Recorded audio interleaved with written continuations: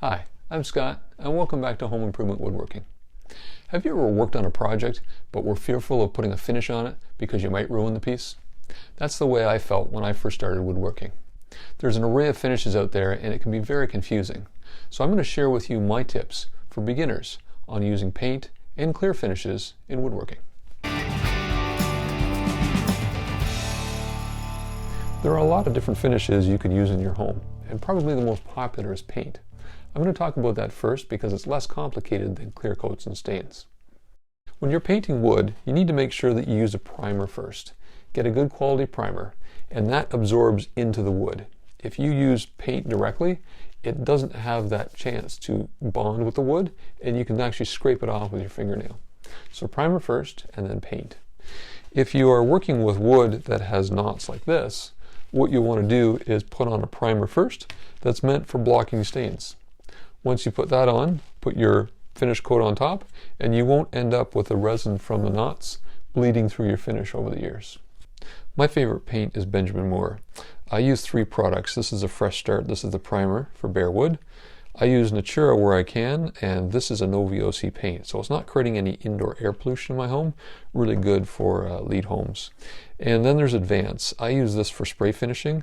It's got extra leveling capabilities, so it creates a really smooth finish. Another option for small or awkward jobs is to use a spray can. It'll get the job done quick. When I'm painting with these paints, I use a foam roller for larger surfaces, and everything else, I use a quality paintbrush.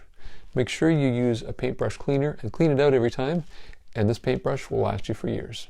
I'll move the paint finishes out of the way, and we'll talk about clear finishes.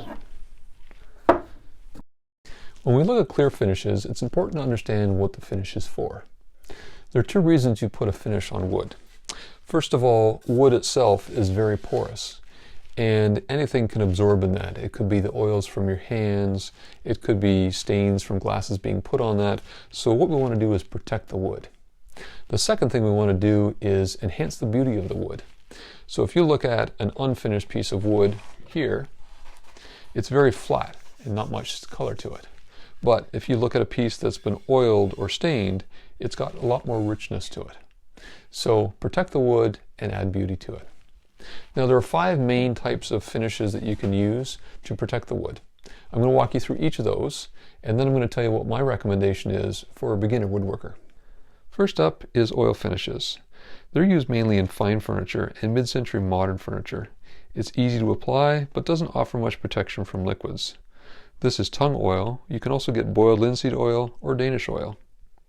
If you're using oil on cutting boards, you want to make sure you're using mineral oil because it's food grade and won't pollute the surface when you're using it. Next up is shellac, and I've got shellac flakes that I mix in a shellac thinner, but you can also get it pre-made. Shellac is a finish that's normally found in older furniture and antiques. It's fast drying and it protects the wood, but it dissolves with alcohol, so not good for surfaces where alcoholic drinks are around. Lacquer is another fast drying finish. You can spray it on with a spray can or spray equipment. The factories usually use these because they dry so quickly and support high production rates. The problem with it though is it's highly toxic. Then we get into polyurethanes. This is a water-based polyurethane. This is a wipe-on polyurethane. These are a plastic-like surface, more durable than other finishes. But some people criticize them that they look plastic. And the last one is varnish. This is a spar varnish that I use on outdoor items such as paddles. And this is something that allows the wood to move and the finish move with it. So it's a really flexible finish and good for that outdoor use. We've also got paste wax, but this isn't the finish by itself. It's usually put on top of a surface like a shellac.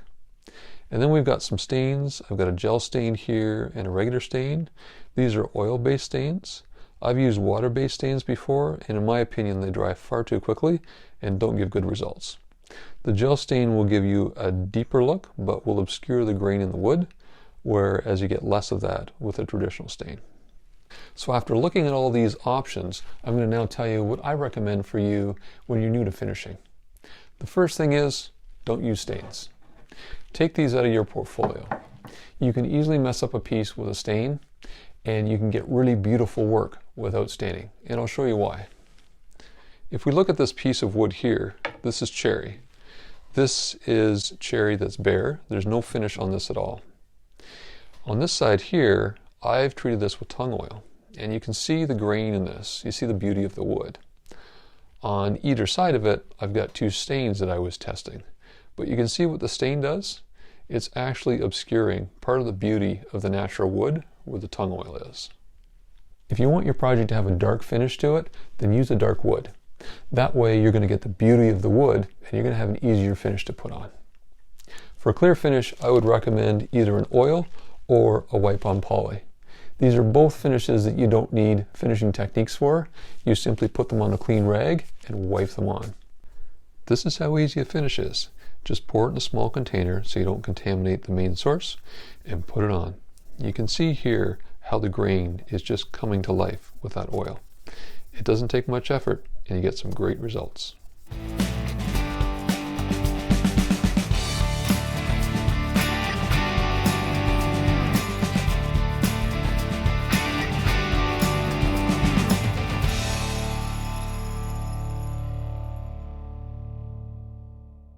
Tung oil you can use for fine woodworking or for mid-century modern or even for hand tools like this.